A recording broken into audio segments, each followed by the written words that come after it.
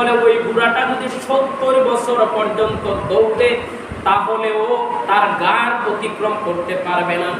জাহান্নামীদের গার আমার আল্লাহ এমন লম্বা করে শাস্তি দেওয়ার জন্য তৈরি করবেন বলি আল্লাহু আকবার। এর আগুনে 1000 বছর তাপ দিবার পরে উহা লাল বর্ণ হইয়াছে, আবার 1000 বছর তাপ দেওয়ার পরে সাদা বর্ণ হইয়াছে, পুনরায় উহাকে 1000 বছর তাপ দেওয়ার পরে কালো হইয়াছে, তাই উহা কৃষ্ণ অন্ধকারময় হয়ে আছে। এটা তিরমিজি শরীফের হাদিস।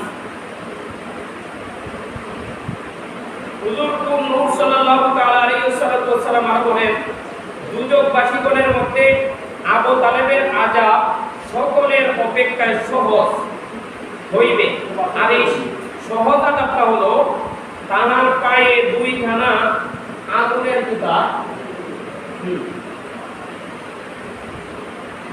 আগুনের জুতা পরাইয়া দেওয়া হইবে। উহার তাপে তাহার মাথার মগজ টকবক টকবক করিয়া উত্তরিতে থাকিবে। সবাই বলে আল্লাহু আকবার। এটা বুখারী শরীফের হাদিস। হাদিসের মধ্যে আছে, দুজকের ভিতরে পুরাসানির উটের মতো অনেক অজগর থাকিবে। উহারা একবার কাহাকে দংশন করিলে 40 বৎসর উহার যন্ত্রণা থাকিবে। আর উহাতে গদি জড়িত ফচ্ছরের মতো এক প্রকারের কিছু আছে। উহারা একবার যদি দংশন করে তাহলে 40 বছর উহার যন্ত্রণা অনুভব হইবে। এটা আহমদ শরীফের হাদিস। হুজুর নবী করিম সাল্লাল্লাহু আলাইহি ওয়াসাল্লাম বলেন, দুনিয়ার অগ্নি জাহান্নামের অগ্নির মাত্র 70 ভাগের 1 ভাগ তাপ বিশিষ্ট। এটা বুখারী মুসলিম দুইটা হাদিসের মধ্যে আছে। হুজুর সাল্লাল্লাহু আলাইহি ওয়াসাল্লাম আরো বলেন, নবী বলেন, জুবুল হুজন হইতে আল্লাহর নিকট পানা চাও। সাহাবীগণ বলিলেন, ইয়া রাসূলুল্লাহ, জুবুল হুজন এটা কি? হুজুর নবীজি বলেন, উহা জাহান্নামের একটা ময়দান, অথচ জাহান্নাম আল্লাহর নিকট দৈনিক 400 বার জুবুল হুজন হইতে পানা চাহিয়া থাকে। বলি আল্লাহু আকবার। এটা কি ভয়ানক কথা যে জুবুল হুজন জাহান্নামের একটা জায়গা, আবার জাহান্নামের অন্য জায়গাগুলো এই জায়গা থেকে দৈনিক 400 বার পানা চায় যে আমরা দুজক রে কই জুবুল হুজন দুজকে ফেলাই। কেমন ভয়াবহ জায়গা! ইয়া রাসূলুল্লাহ, কে উহাকে করিবে? উত্তর করিলেন, যে আলিম, মানে ভালো কাজের কথা আমরা যে উলামায়ে কেরাম বলে বা অনেক ভালো দিক নির্দেশনা অনেকে দেয়, এই লোকেরা লোক দেখানো ইবাদত করে। যারা যারা জানুইয়া ব্যক্তি জানে মানে, কিন্তু যে ইবাদতগুলো করে এগুলা লোক দেখানোর জন্য করে, আল্লাহর সন্তুষ্টির জন্য নয়। এমন যারা আল্লাহর সন্তুষ্টি বাদে মানুষের সন্তুষ্টি অর্জনের জন্য লোক দেখানো ইবাদত করে, তাদেরকে এই কঠিন শাস্তি দেওয়া হবে বলি নাউজুবিল্লাহ। তিরমিজি শরীফের হাদিস। হাদিসের মধ্যে আছে, জাহান্নামের মধ্যে হাব নামে একটা মাঠ আছে, উহা অত্যাচারীগণ শাস্তি প্রাপ্ত হইবে। এটা তিরমিজি শরীফের হাদিস। হুজুর নবী করিম সাল্লাল্লাহু আলাইহি ওয়াসাল্লাম আরো বলেন, আল্লাহর ওয়াদা আছে, যে ব্যক্তি নেশা দ্রব্য পান করিবে আল্লাহ তাহাকে তিনাতুল খাবাল হইতে খাবার দিবেন, পান করাইবেন। সাহাবীগণ জিজ্ঞাসা করিলেন, ইয়া রাসূলুল্লাহ, তিনাতুল খাবাল এটা কি? উত্তর করিলেন, ইহা হলো দুজকবাসীদের পুজ। বলি নাউজুবিল্লাহ। এটা মুসলিম শরীফের হাদিস। মানুষের রক্ত, পুজ, মরা রক্ত এগুলো খাবারের জন্য দেওয়া হবে। হুজুর সাল্লাল্লাহু আলাইহি ওয়াসাল্লাম আরো বলেন, কিয়ামতের দিনে অহংকারীগণকে পিপীলিকার আকারে মানব আকৃতিতে উঠানো হইবে। যারা অহংকার করতো তাদেরকে এমনই অপমান করে পিঁপড়ার মতো ছোট করে বানানিয়ে দিব, ওই তুই যে অহংকার করছিস। চতুর্দিক হইতে অপমান এবং লাঞ্ছনা তাহাদিগকে গিলিয়া ফেলিবে। তাহাদিগকে উলাস নামক একটা কারাগারের দিকে দেওয়া হইবে। দুজকের অগ্নি তাহাদিগকে ডাকিয়া ফেলিবে। তাহাদিগকে দুজকবাসীদের রক্ত পুষ পান করানো হইবে। এটা মুসলিম শরীফের হাদিস। ভাইগণ, নিজেদের জন্য দোয়ায় বলুন, হে আল্লাহ, আপনি আমাদের প্রতিপালক, আপনি ব্যতীত আর কোনো মাবুদ নাই, আপনি আমাদেরকে সৃষ্টি করিয়াছেন এবং আমি আপনার দাস।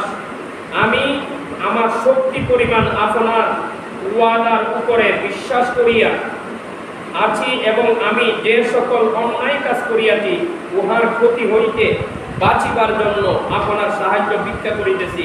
আমি আমার গুনাহ স্বীকার করিতেছি এবং আপনি আমাকে ক্ষমা করুন, কেননা আপনি ব্যতীত আর কেহ ক্ষমাকারী নাই।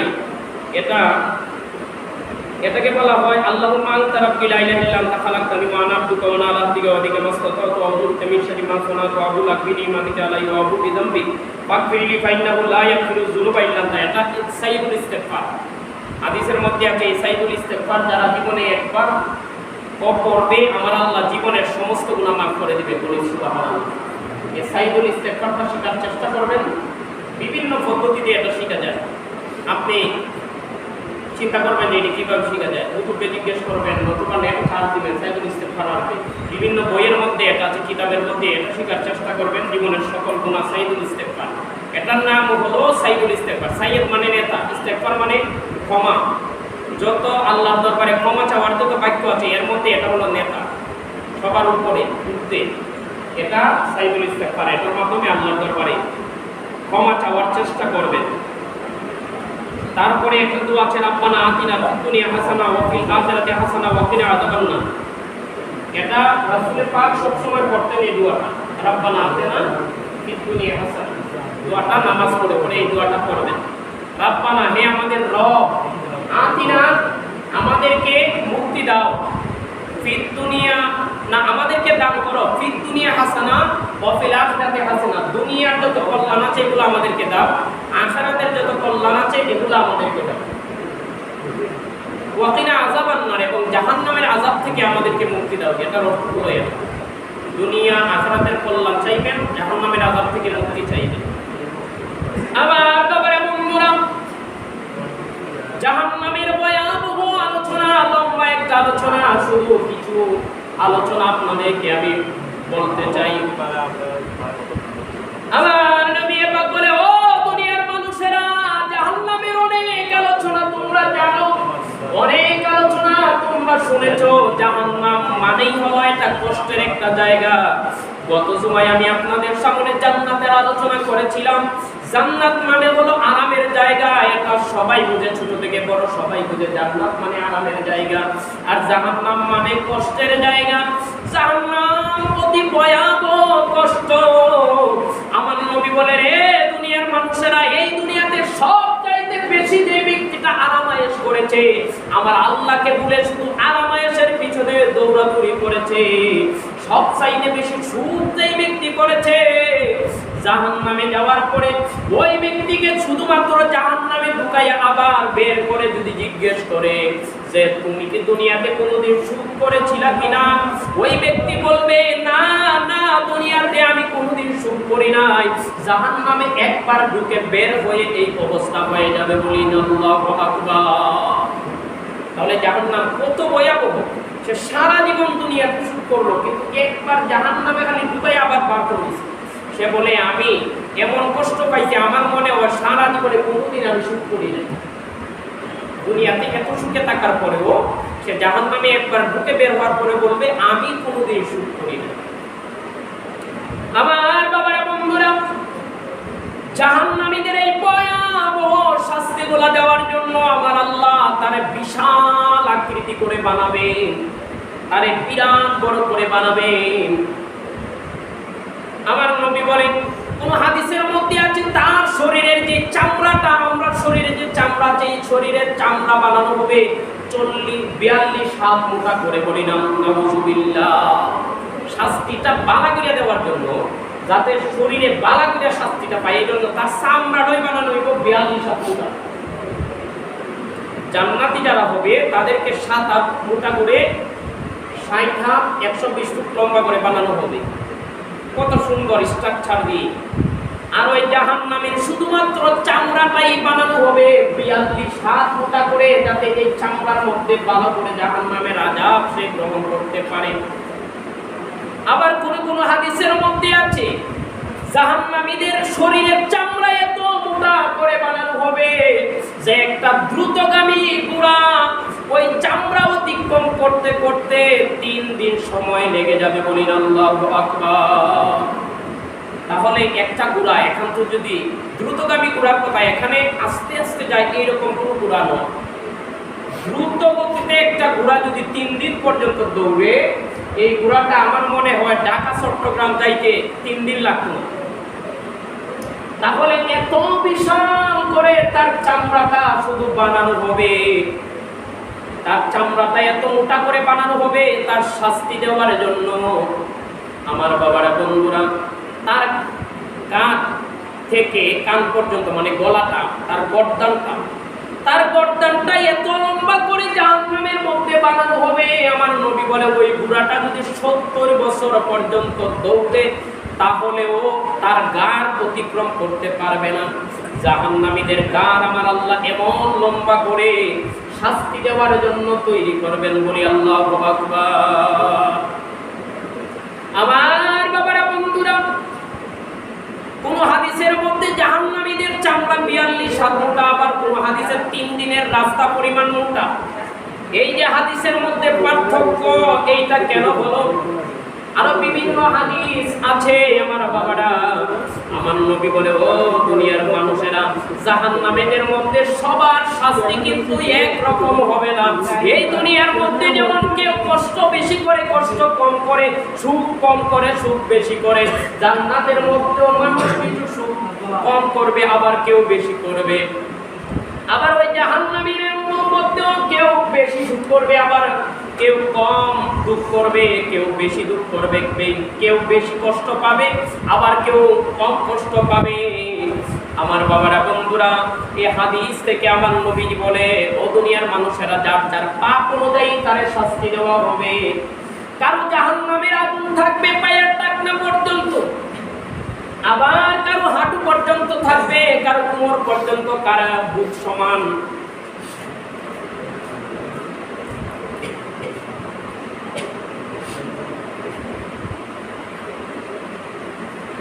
কারো আযাবের মধ্যে আবার সাঁতার কাটতে থাকবে, আযাবের মধ্যে আযাব চতুর্দিক থেকে ঘিরে ফেলবে। আমাদের সমাজে অনেক মানুষ আছে তো পাপ যখন করছি বালাগিরা করি, বলি নাউজুবিল্লাহ, মানে তখন মানুষ পাপ করে এইরকম একটা ধারণা হয় এটা তো আমি আরো করছি, একটা অভ্যাস আছে না যে আরো করছি এখন করলে আর কি হইব না। আপনি পাপ কম করছেন, আপনার পাপ শাস্তিটা কম হবে। আপনি যদি পাপ বেশি করেন আপনার আযাবটা বেশি হবে। এটা হাদিস থেকে যেটা বলা হয়, শুধু মুসলমানের মধ্যে যারা জাহান্নামে যাবে তাদের নয়, কাফেরের মধ্যে যারা বেদিন আছে তারাও যারা বেশি পাপিষ্ঠ তাদের আযাবটা বেশি হবে, আবার যারা কম পাপিষ্ঠ তাদের আযাব কম হবে। এই জন্য বিধর্মীর মধ্যেও ভালো মানুষ আছে, যারা ভালো মানুষ তাদের আযাবটা একটু কম হবে। ঈমান না আনার কারণে তারা জাহান্নামে যাবে ঠিক, কিন্তু আযাবটা কম হবে।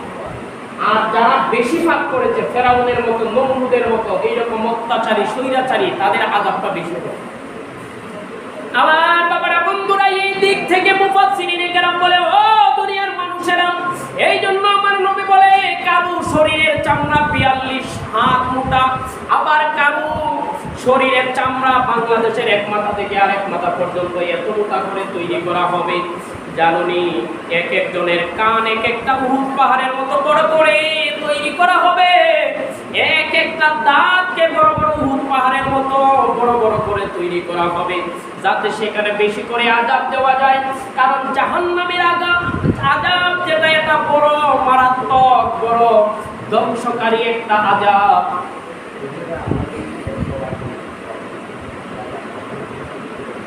বড় ভয়ঙ্কর একটা আযাব। এই আযাবটা যাতে ভালো করে তার শরীর গ্রহণ করতে পারে, তাকে যাতে ভালো করে দেওয়া যায়, এই জন্য তাকে এত বড় বিশাল করে একটা নোংরা অবস্থাতে তাকে তৈরি করা হবে জাহান্নামের মধ্যে। কারণ এক একটা জাহান্নামের হাতুড়ি থাকবে আপনার বিশাল বড় বড় পাহাড়ের মতো। এই পাহাড়ের মতো হাতুড়ি দিয়ে আমরার মতো ছোট মানুষের শরীর বাড়ি গেলেই তার অস্তিত্ব থাকবে। এই জন্য বড় করে বানানো হবে যাতে তার শরীরের মধ্যে ভালো করে আঘাত করা যায়।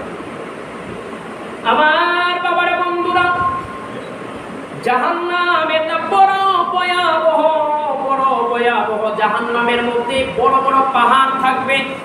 ওই পাহাড়ের মধ্যে উঠাইতে উঠাইতে 40 বছর সময় লাগবে। আগুনের ভিতর দিয়ে তারে উঠানো হবে ওই পাহাড়ের মধ্যে। ওই পাহাড় থেকে নিচে তাকে আবার ফেলে দেওয়া হবে। বলি না নাউজুবিল্লাহ। শাস্তি, জাহান্নামের ভয়াবহ শাস্তি।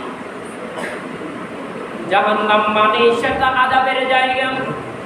দুনিয়াতে জাহান্নামের আগুন তাদেরকে পুরাইয়া করে কয়লার মতো কালো করে দিবে এবং জাহান্নামী যারা তাদের চেহারাটা অত্যন্ত পচা দুর্গন্ধময় করে নিকৃষ্টভাবে তৈরি করা হবে।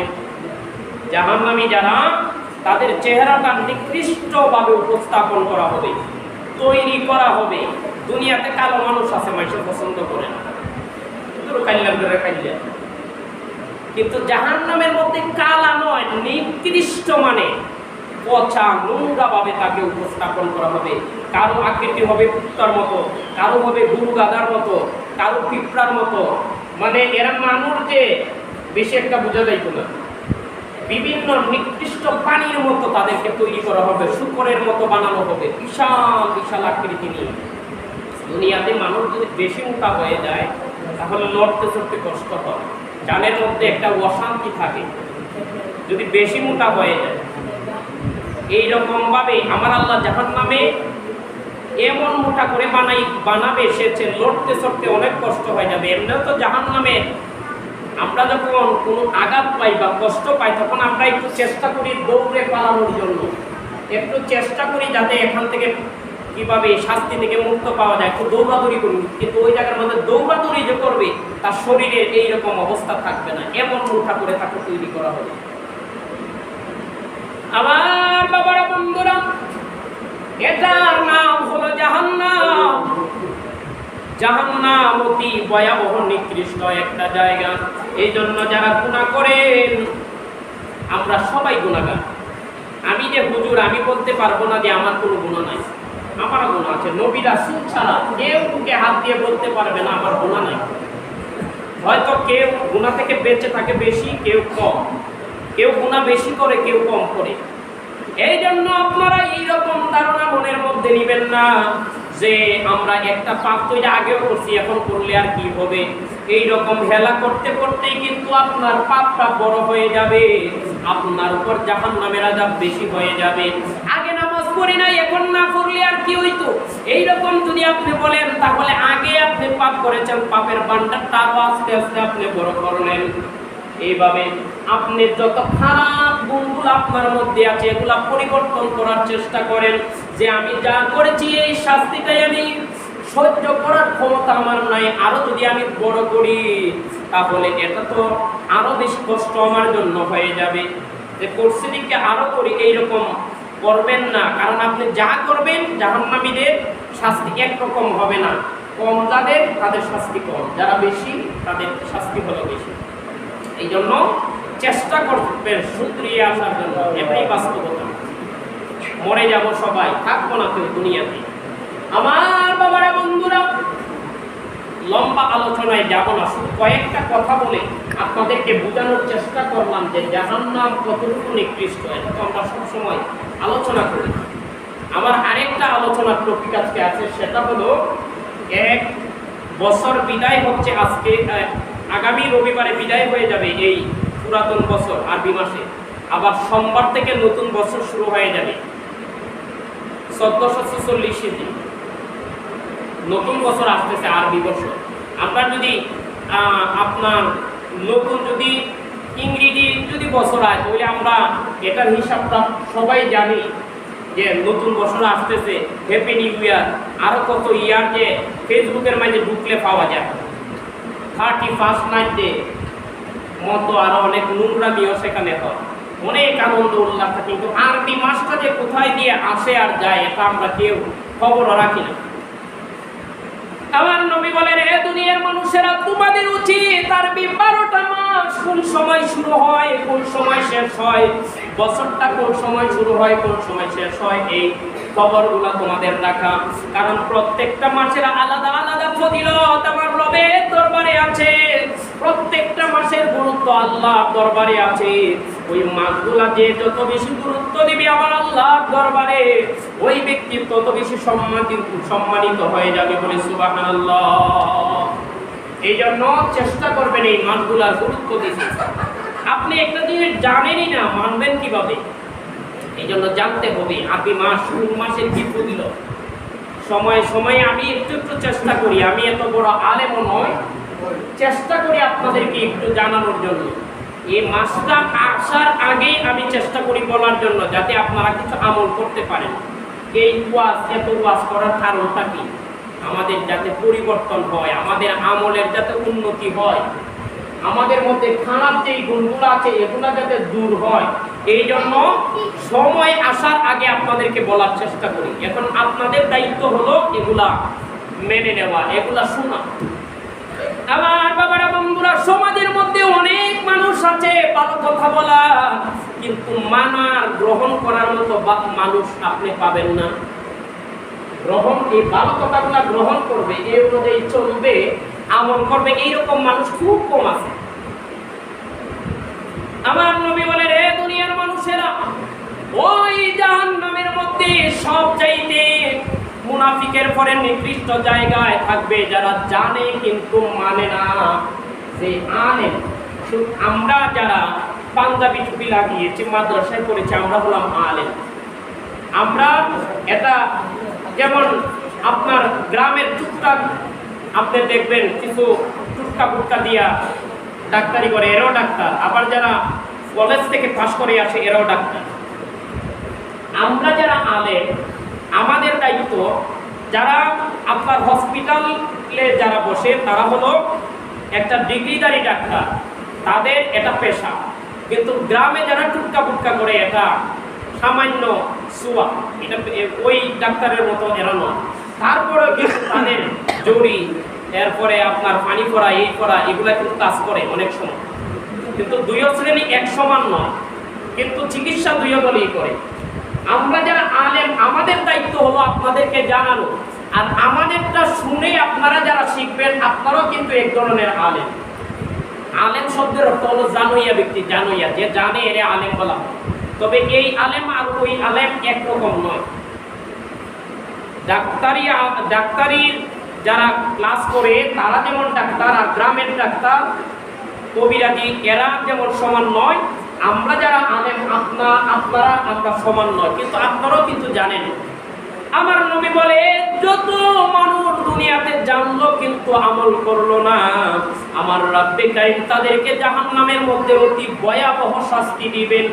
জানলো কিন্তু মানলো না। আপনি একজন মানুষকে বললেন যে বাবা তুমি এই আমলটা কইরো, তুমি মুখটা কইরো, তুমি এইভাবে চললো, কিন্তু আপনি কি আমল করলেন না, আপনি এটা করলেন না। তখন অন্যান্য জাহান্নামীরা তারে বলবে, কিরে তুমি না আমাদেরকে ভালো কাজের কথা বলতা, তুমি না আমাদেরকে শিখাইতে, এখন তুমি কেন জাহান্নামী? ভাই আমার দোষ একটা, ওই আমি মানুষকে ভালো কথা কইতাম কিন্তু নিজেই করতাম না। আমি যদি আপনাদেরকে আমল করার কথা বলি আর আমি যদি নিজেই না করি, তাহলে আমারও শাস্তি হবে। আমার বাবারা, বন্ধুরা, ওই ব্যক্তির লোহার একটা চিরুনি আসর দেওয়ার মতো একটা কি থাকবে, লোহার চিরুনির মতো, এইটা দিয়ে তার এই ডান দিকে বাম দিকে চোখের দিকে এমন ভাবে আশ্রানো হবে, অপমানজনক ভাবে, কারণ সে ভালো কথা বলতো কিন্তু আমল করতো না। এই জন্য আমরা যে যেটা জানি, মানুষকে যেমন ভালো কাজের কথা বলবো, আমরা নিজেও সেটা করার চেষ্টা করব। আমার বাবারা, বন্ধুরা, যারা ভালো কথা বলতো কিন্তু নিজে আমল করতো না, ওই জাহান্নামীদের জিহ্বাটা এমন লম্বা হবে, ওই জিহ্বাটা লম্বা হয়ে মাটির সাথে হেঁচড়াতে থাকবে। আর অন্যান্য জাহান্নামী, অন্যান্য আযাব তার এই জিহ্বার মধ্যে অপমানজনকভাবে পারবে, ওই জিহ্বার মধ্যে লাঞ্ছনা বঞ্চনা দিবে। বলি না নাউযুবিল্লাহ। এই জন্য ভালো কাজ যেমন বুঝি, জানি, একটু করার চেষ্টা করব। আমার বাবারা, বন্ধুরা, এই আরবি মাসের প্রথম যে মুহররম মাসটা আছে, অনেক আমল করার জিনিস আছে। আমরা সমাজে যেটা প্রচলিত, এটা আমল না। ওই জারি গাওয়া, নাচানাচি, তারপরে ঘুরা বানানো, এগুলো হলো অপসংস্কৃতি। এগুলার কারণে আপনি এগুলার কারণে আপনি আরো বেশি জাহান্নামে জ্বলবেন। আপনি আমল করেন না, কিছু কম জ্বলতেন, কিন্তু এই অপসংস্কৃতি, এই বেদাতগুলো চালু করার কারণে আপনাকে শাস্তি আরো বেশি দেওয়া হইব। আমি কিন্তু আপনাদের এই এলাকার মধ্যে বিষয়গুলো অনেক দেখি এবং কয়েক বছর ধরে এইগুলা নিয়ে আমি কথা বলি, কিন্তু কে শুনে কার কথা? এখান থেকে শুনলো, এরপরে এরার কাজ এরা আবার করতে থাকে। এটা আমার খুব কষ্ট লাগে। আপনি জানেন কিন্তু মানেন না, এটা কিন্তু খুবই অপমানজনক। জাহান্নামের মধ্যে আপনার অবস্থা হবে। এই জন্য এই দাড়ি, গান, নাচানাচি, মাতম করা, হাই মাতম করা, এগুলা আপনারা যারা করেন, আমার সাথে আপনাদের কোনো শত্রুতা নাই। আমরা সবাই চাই জান্নাতে যাওয়ার জন্য। তাহলে আপনাদের বিরুদ্ধে আমি বলবো কেন? আপনি আলেমদেরকে জিজ্ঞেস করেন এগুলো কোনো কোরআন হাদিসে আছে কিনা, তাহলে আপনি কই পাইলেন এগুলো? আমার বাবারা, বন্ধুরা, এই মুহররম মাসে আপনার আমল করার অনেক কিছু আছে। আমার নবী মুসলিম শরীফের 2645 নম্বর হাদিস, নবীজি বলে, ও দুনিয়ার মানুষেরা, আরবি মাসের মধ্যে অনেক শ্রেষ্ঠ মাস আছে। 4টা মাস আছে হারাম মাস, সম্মানিত মাস। এই 4টা মাসের মধ্যে একটা হলো এই মুহররম মাস। আর এই মুহররমের মাসে অনেক মাসের আমলের ফজিলত আছে, কিন্তু এই মুহররম মাসের আমলের ফজিলত আছে। ওই মুসলিম শরীফের 2645 নম্বর হাদিসে আমার নবী বলে, এই মুহররমের মধ্যে যে ব্যক্তি রোজা রাখবে, ওই রোজাটা আল্লাহর দরবারে এত বেশি দামি হবে যে রমজানের পরে এই রোজাটা সবচাইতে বেশি দামি হবে। বলি না সুবহানাল্লাহ? রমজানের পরে এটা বেশি দামি আল্লাহর দরবারে। রাখার চেষ্টা করবেন। রমজান, আমরা তো আশুরার দিয়ে একটা রোজা রাখি 10 তারিখ, 9 তারিখ কেউ রাখি, 10 তারিখ 2টা রাখি অনেকে। কিন্তু এই হাদিসটা বাদেও, এটা তো আমরা সবাই জানি, এর বাদেও এই মুসলিম শরীফের আপনার 2645 নম্বর হাদিসে বলা হয়েছে যে পুরো মুহররম মাসে যদি কেউ রোজা রাখে, এই যে আমরা মা বোনেরা দেখবেন 1 তারিখ থেকে 10 তারিখ পর্যন্ত 10টা রোজা রাখে, এটার হাদিস কিন্তু এটা ওই মুসলিম শরীফের 2645 নম্বর হাদিস, যে মুহররমের মাসে যে রোজাগুলা রাখবে এটা রমজানের পরে সর্বশ্রেষ্ঠ রোজা। বলে সুবহানাল্লাহ। এই জন্য যারা পারেন 10টা রোজা রাখার চেষ্টা করবেন।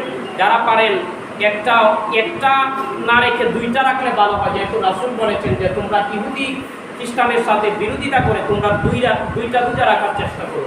এই জন্য আপনারা 2টা রোজা রাখার চেষ্টা করবেন। আমার বাবারা, এই যে আমাদের সমাজে দাড়ি, গান, মরসিয়া, হাই মাতম, এগুলা দ্বারা কি হয়েছে জানেন?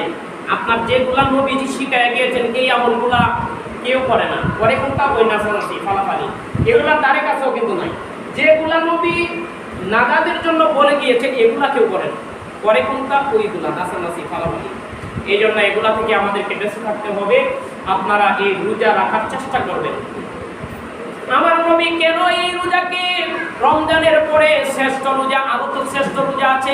আমার নবী জীবনে 4টা কাজ মিস করতেন না। এটা হলো 1 নম্বরে ওই আশুরার রোজা, আরেকটা হলো আপনার এই জিলহজ মাস, গত মাসটা, এই বর্তমান যে মাসটা যাচ্ছে, এই মাসের 9 তারিখ পর্যন্ত রোজা। অনেকে যারা আমল করার করেছেন রোজা অনেকে রাখছেন, 1 তারিখ থেকে 9 তারিখ পর্যন্ত অনেকে রোজা রাখছেন। এগুলা এই জিলহজ মাসটাও শ্রেষ্ঠ, এটাও শ্রেষ্ঠ। তারপরে রজব মাস আছে, সেটাও শ্রেষ্ঠ। রবিউল আউয়াল মাস, এগুলো শ্রেষ্ঠ। অনেক শ্রেষ্ঠ মাস আছে, কিন্তু এই মুহররম মাসকেও শ্রেষ্ঠত্ব দেওয়ার কারণ হলো এই মাসে 10 তারিখ, 10ই মুহররম অনেক ঘটনা পৃথিবীর হয়ে গেছে। পৃথিবীর সৃষ্টি হয়েছে এই দিন। আবার কিয়ামত যেদিন হবে ওই দিনটা হবে এই মুহররম মাসের শুক্রবার 10 তারিখ। এই দিন বলিন আল্লাহু আকবার। এই জন্য আমার নবীজি বলেছেন এই মাসটাকে গুরুত্ব দেওয়ার জন্য। আপনারা যারা আজকের এই কথাগুলো শুনেছেন, আপনারা কিন্তু এখন আলেম হয়ে গিয়েছেন, মানে এই বিষয়টার উপরে আপনি জানেন। এই জন্য আমল করার চেষ্টা করবেন, না বলে কিন্তু এগুলা জবাবদিহিতা আল্লাহর দরবারে করতে হবে। যাই হোক, এভাবে আপনাদেরকে কোরআন হাদিস ভিত্তিক সঠিক পথ যেটা, সেটা আমরা, আমাদের দায়িত্ব হলো সেটা বলার, এবং চেষ্টা করি, বলবো ইনশাল্লাহ। আর আপনারা মসজিদের দিকে খেয়াল রাখবেন। আলহামদুলিল্লাহ, মসজিদ আস্তে আস্তে উন্নয়নের দিকে যাচ্ছে। সেটা আমাদের পরিশ্রমের ফল। সবাই নিঃস্বার্থভাবে আরো বেশি বেশি আল্লাহর ঘর, মসজিদের জন্য। জাহান্নামের নিকৃষ্ট জায়গায় যাবে যারা লোক দেখানোর জন্য ইবাদত করে, এগুলা করবেন না। একমাত্র আল্লাহ জানেন, কেউ দুনিয়ার না জানলেও আল্লাহ জানেন আপনি কোন উদ্দেশ্যে কি করতেছেন। একমাত্র আল্লাহ রাসূলকে বুকের মধ্যে রেখে আপনি করার চেষ্টা করবেন, তাহলে আপনাকে আমার আল্লাহ অবশ্যই খাইরে জাযা দান করবেন। আর যতই বাহাদুরি করে আপনি লোক দেখানোর জন্য, বেড়াগিরি দেখানোর জন্য আপনি যাই করেন না কেন, করলেন আবার জাহান্নামের মধ্যে কঠিন শাস্তিও ভোগ করতে হবে। এটা আমাদের জন্য অতি লসের একটা প্রজেক্ট। লোক দেখানোর জন্য যে ইবাদত, এগুলা থেকে আমরা সবাই যাতে বেঁচে থাকি, রব্বে কারীম আমাদেরকে বাঁচিয়ে রাখেন। সবাই বলেন আমিন। ওয়াখিরি দাওয়ানা আনিল হামদুলিল্লাহি রাব্বিল আলামিন। আল্লাহুম্মা আমিন। الصلاة والسلام عليك يا رسول الله، الصلاة والسلام عليك يا حبيب الله، الصلاة والسلام عليك يا شفيع المذنبين، أرني بجمالك يا رحمة للعالمين، رب العالمين يا رب كريم। الله যা কিছু আলোচনা করলাম খাতা কুসুরে মুস্তাকি মাফ করে লক্ষ মুসাফির হাদিয়া সোনার মদিনায় তুমি তোহফা পৌঁছে দাও। রব্বুল আলামিন ইয়া রাব্বি কারীম আল্লাহ, আমরা যারা হাত বাড়াইলাম জীবনের গুনাহগুলি তুমি মাফ ফরমাও। আমরা জিন্দা মুর্দা যারা আছে তাদেরকে মাফ ফরমাও। আল্লাহ তোমার দুই বান্দী অসুস্থ আছে, আল্লাহ ওনাদের জন্য মিলাদের ব্যবস্থা করতে হয়েছে। মাওলা আয় আল্লাহ, বান্দা তোমার দরবারে আসে, ব্যর্থ হওয়ার পরেও ধৈর্য হয় না, আবার তোমার দরবারে পড়ে থাকে রে আল্লাহ। দুনিয়ার কত পরীক্ষা নিবে আল্লাহ, আল্লাহ বেমার তুমি মুক্ত করে দাও আল্লাহ। আয় আল্লাহ আমার এক বোন, ওনার বাবা ওনার জন্য দোয়া চেয়েছে, মিলাদের ব্যবস্থা করেছে আল্লাহ।